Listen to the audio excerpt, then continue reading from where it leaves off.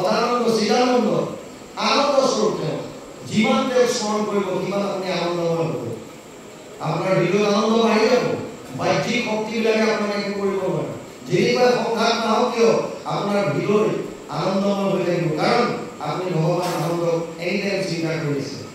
সেইকাৰণে দেখিছে প্ৰহ্লাদে কৈছে দৈত্যকীক বিষ্ণুৰ চৰণ স্মৰণত পৰে পুৰুষৰ লাভ নাই যিমান ভকতি হৰি কুমৰ মনুষ্য জন্মে সদায় যিমান পাৰা স্মৰণ কৰা যিমান পাৰা অৰ্জুনে মনটো যেতিয়া কণ্ট্ৰোল কৰাৰ কথা ক'লে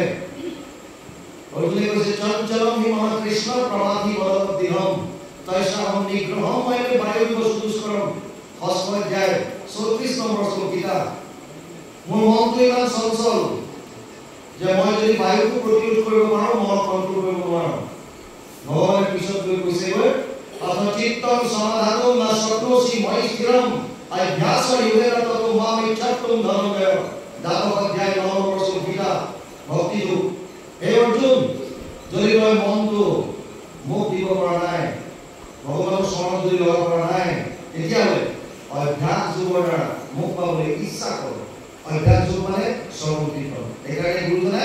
আমাক কি ক'লে যদ্যপি ভগৱতী নৱবীৰ মানৱৰ শ্ৰৱণ কীৰ্তনত অহন্ত শ্ৰেষ্ঠ প্ৰহ্লাদে নৱবীৰ ভক্তিৰ কথা কৈছিল শ্ৰৱণম কীৰ্তনম বিষ্ণু স্মৰণম পাদসেৱনম অৰ্চনম বন্দনম দাস্যম সাহিত্য আত্মনিবেদনম 7:5-23 সপ্তম স্কন্ধ পঞ্চম অধ্যায় 23 নম্বৰ শ্লোক ভাগৱত তাত নৱবীৰ ভক্তিৰ কথা কৈছে কিন্তু গুৰুজনাই সেই নৱবীৰ ভক্তিৰ পৰাও আমাক সহজ কৰি দিলে কি কেৱল শ্ৰৱণ কীৰ্তন কিয় যিটো আপুনি শুনিব যিটো আপুনি পঢ়িব এই কথাটোৱে আপোনাৰ মনলৈ আহি থাকিব স্মৰণত আহি থাকিব সেইকাৰণে ইয়াত প্ৰহ্লাদে কৈছে যিমান শক্তি হৰি কুমৰ মনুষ্য জন্মে সদায় কিয় ঈশ্বৰৰ নাম লওঁ কাৰণ ইয়াত কৈছে সমস্তৰে প্ৰিয় সুহৃদয় আত্মা জগতৰ পিতা মাতা হেন জানি আন বিষয় এৰিয়া হৃদয় হৰিক চিন্তা কিয় ঈশ্বৰক চিন্তা কৰে কাৰণ ঈশ্বৰ হৈছে সমস্তৰে প্ৰিয় সকলোৰে প্ৰিয় ভগৱান সকলোৰে মৰমৰ আৰু লগতে সুহৃদয় আত্মা ঈশ্বৰ সৰ্বভূতানাম হৃদেশে অৰ্জুন তিষ্ঠতি ভগৱান সকলোৰে হৃদয়ত আছে ইয়াত আৰু আত্মাস্বৰূপে আছে গতিকে এইজন ঈশ্বৰক আমি নাম ল'ব লাগে সমস্তৰে প্ৰিয় সুহৃদয় আত্মা জগতৰে পিতা মাতা অৰ্জুনে কৈছে পিতামহস্য জগতো মাতা ভ্ৰাতা পিতামহ বেদ্যম পবিত্ৰ ওংকাৰ ঋক সাম যজুৰ বচ নৱম অধ্যায় 17 নম্বৰ শ্লোকিতা হে অৰ্জুন মই পিতা পিতামহস্য জগতো এই জগতৰ পিতা মাতা মই পিতামহ মই বেদৰ ওংকাৰ মই ঋক মই সাম মই যজুৰ মত্ত পৰতৰম নান্যৎ কিঞ্চিৎ অস্তি ধনঞ্জয় মই সৰ্বমিদম প্ৰথম সূত্ৰে মণিময়ব সপ্তম অধ্যায় 7 নম্বৰ শ্লোকিতা মোকে শ্ৰেষ্ঠ প্ৰণায় অৰ্জুন যেনেকৈ এঠাই মালাত মণিবিলাক গাঁঠি থোৱা থাকে তেনেকৈ সমস্ত জীৱ এক মোৰ লগত তেনেকৈ গাঁঠি থোৱা আছে গতিকে সেইকাৰণে আমি সব বাদ দি পেলাই ঈশ্বৰৰ নাম ল'ব লাগে কিহৰ কাৰণে সমস্তৰে প্ৰিয় সুহৃদয় আত্মা জগতৰ পিতা মাতা হেন জানি আন বিষয় এৰিয়া হৃদয় হৰিক চিন্তা আন বিষয় মানে ৰূপ ৰস গন্ধ স্পৰ্শ শব্দ সংসাৰৰ কথা চিন্তা নকৰি এই বিষয়সমূহ ঈশ্বৰমুখী কৰিব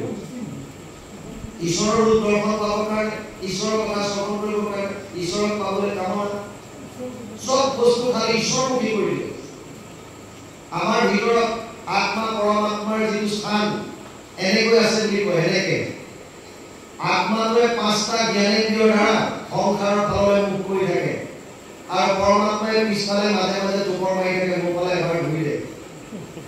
এবাৰ মোৰ ফালে চা আৰু আমাৰ খবৰ নাই আমি কেৱল সংসাৰত আছো কিয় আমি ভাবো যে ধন টকা পইচা পুত্ৰ পৰিবাৰ এইবিলাকে আমাক সুখ দিব কিন্তু আপুনি যাৰ পৰা সুখ বিচাৰিছে কেতিয়াবা ভাবি চাইছে যে তেওঁৰ সুখ আছে নাই নিজৰ মই মোৰ পত্নীৰ পৰা সুখ বিচাৰিছো পত্নীয়ে উল্টাই মোৰ পৰা বিচাৰিছে মই ল'ৰাটোৰ পৰা বিচাৰিছো ল'ৰাই হয়তো আকৌ বেলেগৰ পৰা বিচাৰিছে আল্টিমেটলি আৰু যদি কোনোবাই সুখ দিছেও কিমান সময়ৰ কাৰণে ক্ষণস্থায়ী যিটো বস্তু নিজৰে স্থায়িত্ব নাই ই আপোনাক স্থায়িত্ব কেনেকৈ দিব সেইকাৰণে আনন্দ যদি লাগে চিৰন্তন আনন্দ যদি লাগে নিত্য যদি লাগে সনাতন যদি লাগে শাশ্বত যদি লাগে সনাতন বস্তু দিব পাৰিব আৰু সনাতন এজনে আছে এজন হৈছে কেৱল কৃষ্ণ ব্ৰহ্ম ভুৱনালোকত পুনৰাবৰ্তি অৰ্জুন মমোপেত্য কৌন্তেয় পুনৰ্জন্ম বিদ্যতে ব্ৰহ্মলোক পৰ্যন্ত যত যিমান জীৱ আছে সমস্তৰে পুনৰাবৰ্তন আছে ইভেন ব্ৰহ্মাও হাৰি যাব পাৰে যেনে এক শত হৈ বৰিষ ব্ৰহ্মাক পৰন্ততে ঈশ্বৰে সংহাৰ চতুৰ্থ কলয় দ্বাদশ চন্দ্ৰ লিখা আছে ব্ৰহ্মাও হাৰি যাব পাৰে বাকী কোনৰ গতিকে যত যিমান আমি বিচাৰিছো এইবিলাক চব মিছা ইয়াক আপোনাক খুব দিব নোৱাৰে খুব পাবলগীয়া হ'লে কেৱল আৰু কেৱল কৃষ্ণ সময়টো চাব কেতিয়ালৈকে চলিব 9:16 সামৰি নেকি চাওঁতো পথ আপুনি কষ্ট পাইছে কিন্তু আপুনি বৰ্তমান কি কৰিছে এই 25% যদি শুদ্ধ আমি কৰিব পাৰোঁ শুদ্ধ কেনেকৈ কৰিব কেৱল কৃষ্ণ শৰণ আৰু তেওঁৰ লীলাসমূহৰ স্মৰণ কীৰ্তন সৎ কৰ্মৰ দ্বাৰা জীৱন নিৰ্বাহ সমস্ত ভূতৰ প্ৰতি বিষ্ণুময় ভাৱ দ্বেষ্টা সৰ্বভূতানাং মৈত্ৰ কৰুণায় বচ নিৰ্মম নিৰহংকাৰ সমদুঃখ সুখ ক্ষণিক 12 অধ্যায় 13 নম্বৰ শ্লোকিতা ভক্তিযোগ সকলো প্ৰাণীৰ প্ৰতি অদ্বৈত ভাৱ মৈত্ৰতাৰ ভাৱ কৰুণ ভাৱ